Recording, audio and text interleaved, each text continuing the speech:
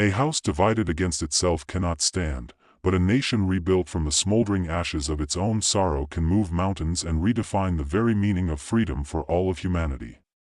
In April of 1865, as the smoke finally cleared from the battlefields of Virginia and the silent echoes of Gettysburg and Antietam began to fade, the United States stood at a precipice that few civilizations in history have ever survived. The Great Rebellion had been crushed, but the victory felt heavy, draped in the black crape of a mourning nation that had just lost its guiding light, Abraham Lincoln, to an assassin's bullet. Imagine a land where the infrastructure was shattered, the economy of an entire region had vanished overnight, and 4 million newly freed souls stood under the sun of liberty for the first time, wondering if the promise of "all men are created equal" was finally about to become a reality or if it was merely a cruel mirage. This was the dawn of Reconstruction, a 12-year odyssey of blood, sweat, and radical hope that would determine if the American experiment was truly a permanent union or just a temporary dream. The challenge was monumental, for the South was not just a defeated enemy but a broken family member that needed to be brought back into the fold without sacrificing the very justice the war was fought to achieve. When Andrew Johnson took the oath of office following Lincoln's tragic passing, many expected a firm hand, yet the complexity of the task ahead was enough to make even the strongest leaders stumble. The air in Washington was thick with debate as the radical Republicans, led by men of iron will like Thaddeus Stevens and Charles Sumner, demanded that the South be transformed into a land of true equality before it could ever be granted the privilege of representation again. They weren't just looking for a return to the status quo, they were looking for a rebirth of the republic itself, one where the law was colorblind and the rights of the individual were protected by the weight of the federal government.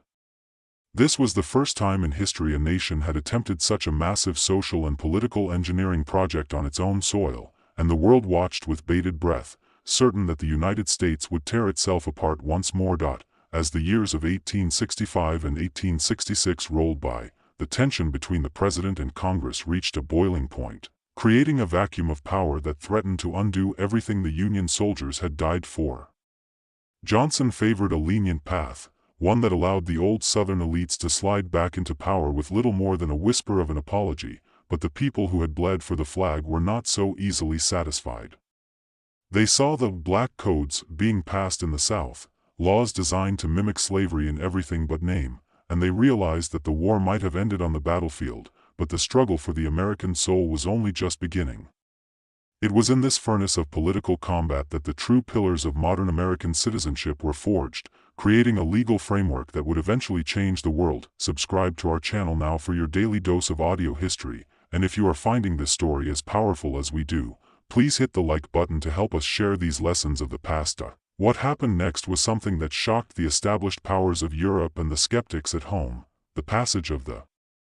13th, 14th, and 15th Amendments in rapid succession. The 13th Amendment shattered the chains of slavery forever, but it was the 14th that truly redefined what it meant to be an American by guaranteeing equal protection of the laws to every person born on this soil. This was a revolutionary concept, a bold declaration that your rights did not come from your ancestry or your wealth, but from your very existence as a citizen of the United States. While many expected the South to sink into a permanent state of chaos and resentment, what followed was a stunning and unexpected explosion of democratic participation that no one saw coming.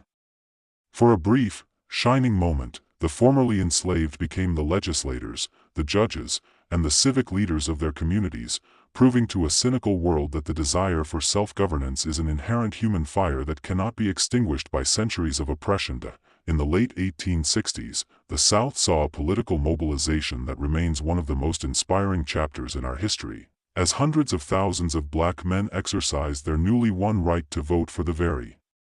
first time. Men like Hiram Revels and Joseph Rainey rose from the shadows of bondage to take their seats in the hallowed halls of the United States Congress, representing a new South that was attempting to build schools, hospitals, and railroads for all its citizens.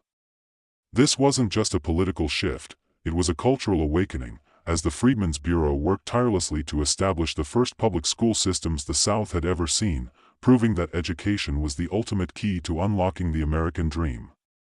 The sheer speed of this progress was breathtaking, and for a few years, It seemed as though the wounds of the Civil War might actually heal into something stronger and more inclusive than the nation had ever been before. However, great progress often breeds a dark and desperate backlash, and as the old guard saw their world changing, they responded with a campaign of terror that sought to reclaim by night what they had lost at the ballot box by day.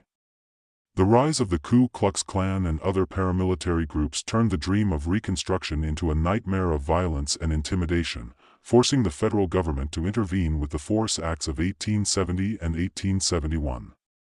President Ulysses S. Grant, the hero of the Union, used the full might of the American military to hunt down these domestic terrorists, showing the world that the United States government was willing to fight for the rights of its humblest citizens. It was a time of immense courage, where ordinary people risked everything to cast a vote or teach a child to read, fueled by the belief that they were part of a grander story of liberty that was finally being written in full. Don't miss a single chapter of our journey through time. Make sure to subscribe for your daily dose of audio history and click that like button if you're enjoying the script so far. While the South struggled with its internal transformation, we must not forget that this era also witnessed the birth of the modern American industrial titan, as the smoke from the battlefields was replaced by the soot of 1,000 new factories. During these 12 years, the nation didn't just look inward at its wounds, it looked outward toward the horizon, pushing the transcontinental railroad across the vast, untamed wilderness to link the Atlantic and the Pacific in 1869. This was a moment of incredible dualism, where a nation was simultaneously purging the sins of its past and building the infrastructure of its future, proving that the American character is defined by a restless, almost supernatural ability to innovate even in the midst of a crisis. The telegraph lines that began to crisscross the continent during Reconstruction did more than just carry messages. They carried the pulse of a unified nation that was finally beginning to speak with one voice, signaling to the empires of the old world that a new giant had arrived on the global stage, ready to lead the coming century with the power of steam, steel, and an unshakable belief in progress. By the time the mid-1870s arrived, the national will began to flicker under the weight of economic depression and the sheer exhaustion of a decade of constant struggle. The Panic of 1873 sent the economy into a tailspin, and many in the North began to turn their attention away from the rights of the South and toward the survival of their own families and businesses. This shift in focus created the opening that the enemies of Reconstruction had been waiting for, leading to the infamous and contested election of 1876. The nation found itself on the brink of another civil war as the results between Rutherford B. Hayes and Samuel Tilden were disputed in 3 southern states, leaving the country without a clear leader and the very survival of the republic in doubt. The world watched, expecting the American experiment to finally collapse under the weight of its own internal contradictions and the bitter fruit of its unfinished business. In a smoke-filled room in 1877, a deal was struck that would change the trajectory of American history for the next century, the Compromise of 1877. In exchange for the presidency, Hayes agreed to withdraw the remaining federal troops from the South, effectively ending the era of Reconstruction and leaving the newly freed people to fend for themselves against a rising tide of Jim Crow laws and disenfranchisement. It was a moment of profound heartbreak, a great betrayal, that saw the federal government retreat from its promises of protection and equality. On the surface, it appeared that the mission had failed, that the sacrifices of the war had been squandered, and that the darkness of prejudice had won the day. But to see only the failure is to miss the incredible, enduring victory that was planted during those 12 tumultuous years. The true legacy of Reconstruction is not found in its ending, but in the indestructible seeds of justice it sowed deep into the American soil, seeds that would wait for decades to bloom into the civil rights movement of the 20th century. The amendments passed during this era remained in the Constitution, silent but powerful sentinels of liberty that no local law or temporary prejudice could ever truly erase. We should look back on this period with immense pride, not because it was easy or perfect, but because it proved that the United States is a nation capable of looking its greatest sins in the eye and attempting to make them right. It showed that even in our darkest hour, there are Americans of all backgrounds willing to stand up, speak out, and demand a more perfect union that lives up to its founding creed. Reconstruction was the first time we truly tried to be a nation for everyone, and the courage of those who fought for it remains a North Star for every generation that followed. The story of 1865 to 1877 is a testament to the fact that progress is never a straight line, but a rugged climb up a steep mountain where every inch of ground gained is a victory for the human spirit. Today, we stand on the shoulders of those who dared to imagine a reconstructed America, and their struggle is a reminder that the work of democracy is never truly finished.